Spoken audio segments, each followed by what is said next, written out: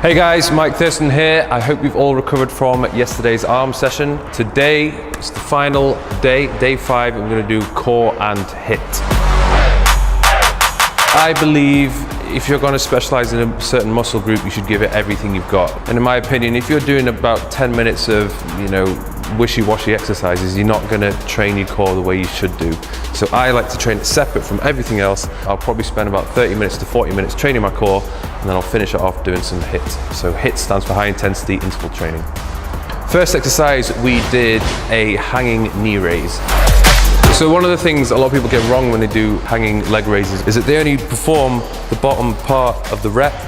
So if your legs are hanging down and you're bringing your legs up to about 90 degrees, the main muscle you've worked there is your hip flexors. You've barely really engaged your lower abdominals whatsoever. So what we try and do when doing the hanging leg raise is to get your knees all the way up to the top.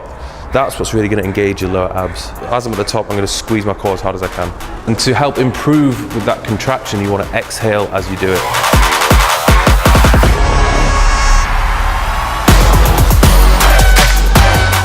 Forearms or grip or whatever else is going to give way before your core does. So I'd advise you use ab straps, which you can just hang from any kind of pull-up bar, and it allows you to train your core until it reaches failure.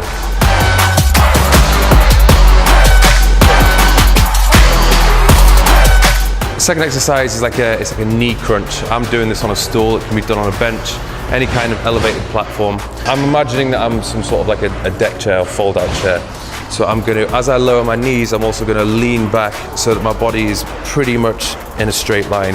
And then I'm going to fold my torso up, my knees up, and crunch and squeeze my core as much as possible. So again, breathing's very important on this.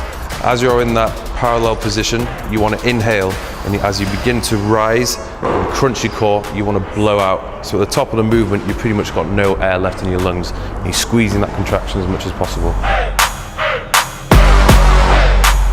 Because I'm on a stool, I'm able to hold each side of the stool to stop me from rocking side to side. So, it's okay to use your hands for a little bit of stabilization.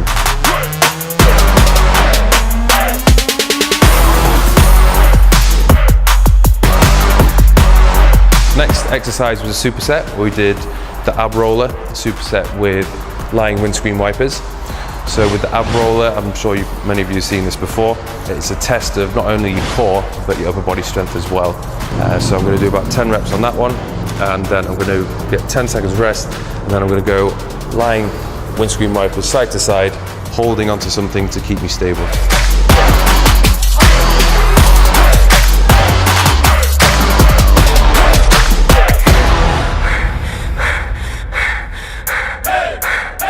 For beginners, I would start off by doing it with your knees bent, because if you straighten your legs, it's going to be a lot more challenging. I would generally try to reach the floor with your foot on each side. Don't try and think you have to keep your elbows rooted to the ground. You're allowed to bring your elbows off the ground as you rotate from one side to the other. Next exercise was the reverse crunch, and I performed this on a decline bench. So with this, I'm holding the handle at the top. I'm going to be breathing out and bringing my knees all the way up, pretty much to my forehead. That's the aim. So like the first exercise, I'm really trying to target my lower abs with this one. You can only target them if you tuck your tailbone up into your torso.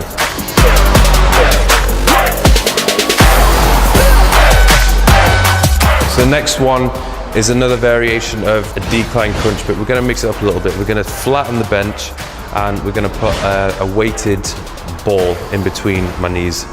And with this, the range of motion is going to be very, very concentrated. I'll be starting off with my knees pointing upwards. I'm going to be squeezing the ball together by pushing my knees together as I do this. And as I begin the movement by slightly lifting my tailbone off the bench and bringing my knees towards me, I'm going to blow out and push hard down on my abs. So I'm going to bring it just maybe 5 or 6 inches towards me, squeeze the contraction, and then lower it back to the beginning. And the reason why I've used the ball is just to add a little bit of resistance. You can still get the same effect with using no weight and just crossing your legs, but for me, I need to overload my muscles in order to see further progress. So as a finisher, today I'm showing you guys a little bit of battle ropes. This is a great way to burn calories and really improve your conditioning and your overall fitness. We're doing 10 minutes worth of battle ropes, and we're doing 15 seconds on, 45 seconds recovery. And during that 15 seconds, I am giving it every single thing that I can give. 100% intensity, not 90%, not 80%, 100%. And that's what you need to do. That is the true definition of high intensity interval training. That's day 5 done, finished. It's time for me to rest. Make sure that you subscribe and check out more videos on Fit Media channel.